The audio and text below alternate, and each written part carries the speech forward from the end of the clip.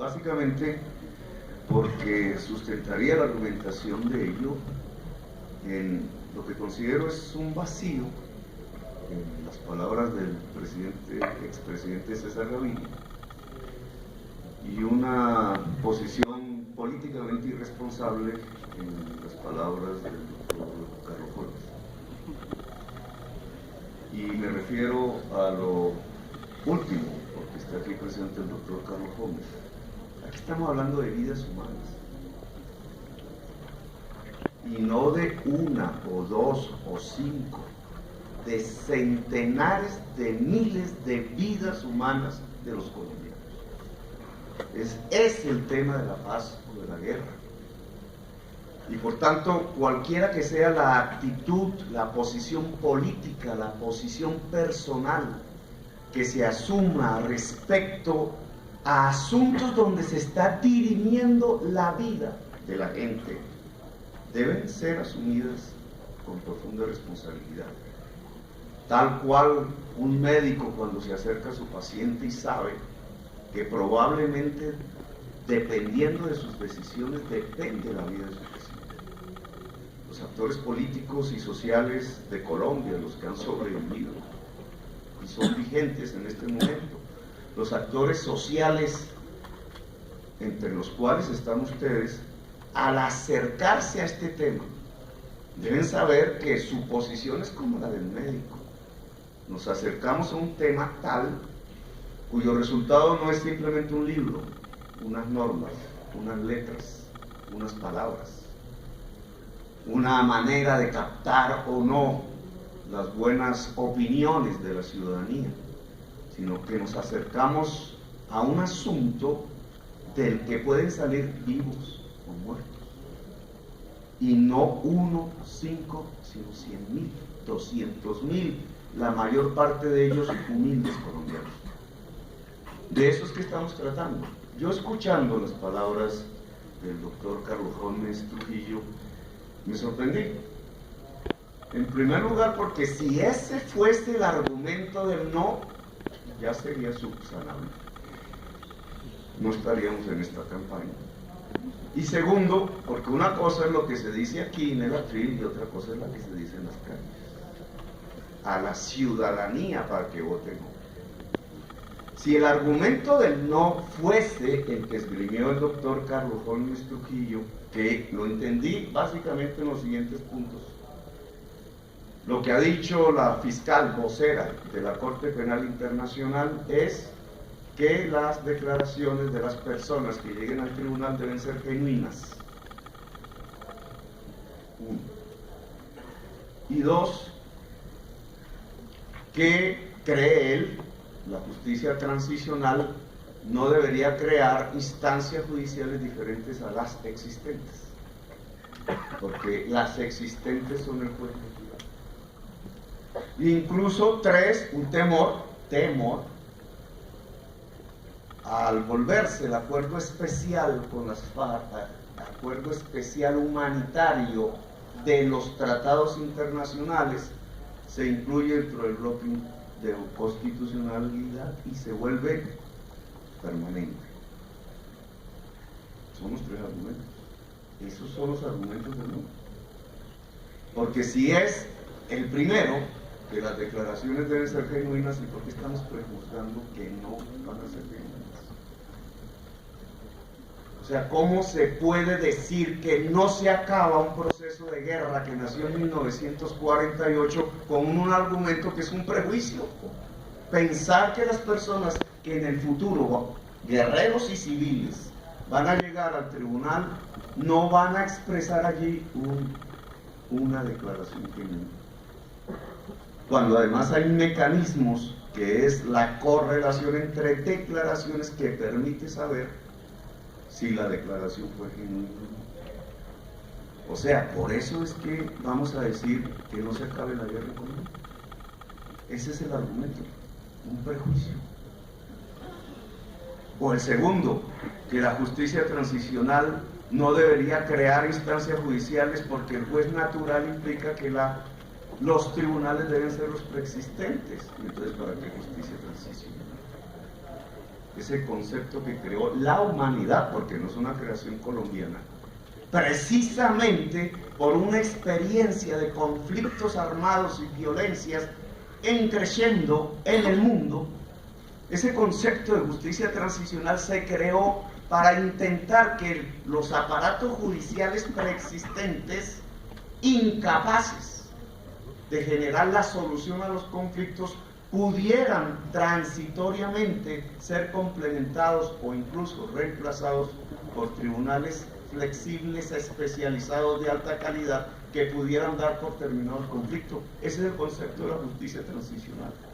A partir de más verdad, menos pena carcelaria, no menos sanción, que es diferente, porque la sanción no es igual a la pena. Por eso vamos a decirle a Colombia, después de décadas de guerra, de masacres, de desaparecidos, de secuestrados, que entonces esperemos y no acabemos la guerra mientras vemos que se construye un acuerdo mejor, como si siempre a todo acuerdo de paz que haya existido en el mundo no se le pudiera decir que siempre será posible un acuerdo mejor.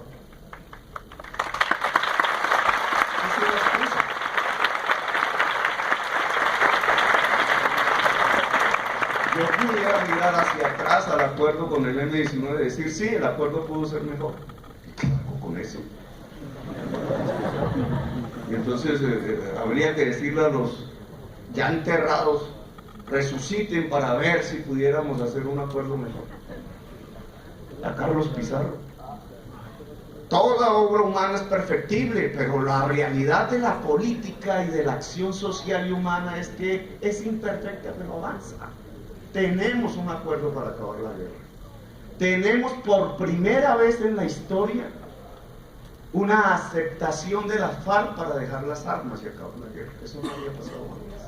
Entonces, paramos eso, lo suspendemos, porque el acuerdo perfecto o mejor es aquel en donde también aparezca la firma del presidente Álvaro Uribe Vélez.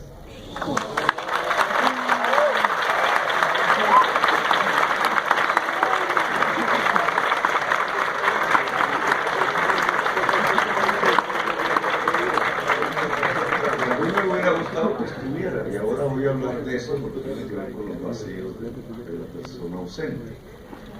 Porque hay un tercer argumento, el bloque constitucional.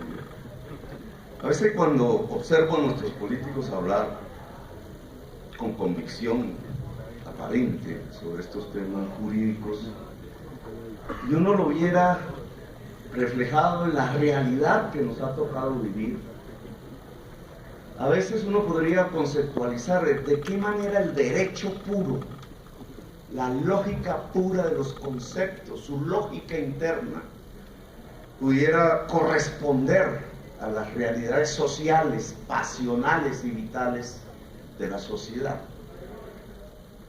A veces uno pudiera decir es que hay un mundo virtual que no reconoce la realidad. Cuando se habla del bloque de constitucionalidad, a veces pienso, no es bueno hablar de lo que le acontece a uno ante un tema de esta envergadura, pero vale el ejemplo. Ustedes saben que yo soy el ejemplo viviente de que no se aplica el bloque constitucional en Colombia.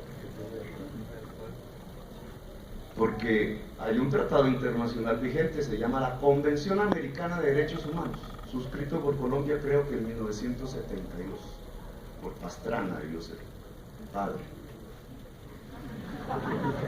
Hecho, si lo quiero medir políticamente, por el liberalismo de una época de la CEPAL, de América Latina y de unos norteamericanos que estaban bajo la doctrina después de la Revolución Cubana de la Alianza por el Progreso, y generó una convención democrática.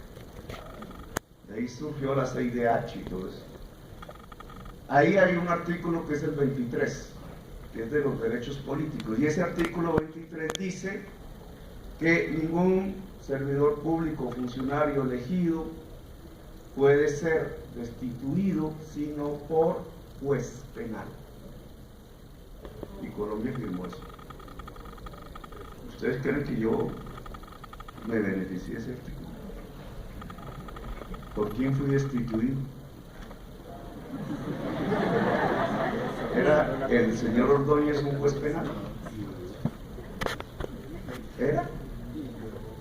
Y me había elegido la gente, gusten o no, esa era la decisión popular. No se aplicó un tratado internacional de derechos humanos, no se aplica en Colombia, a pesar de que Colombia lo firmó.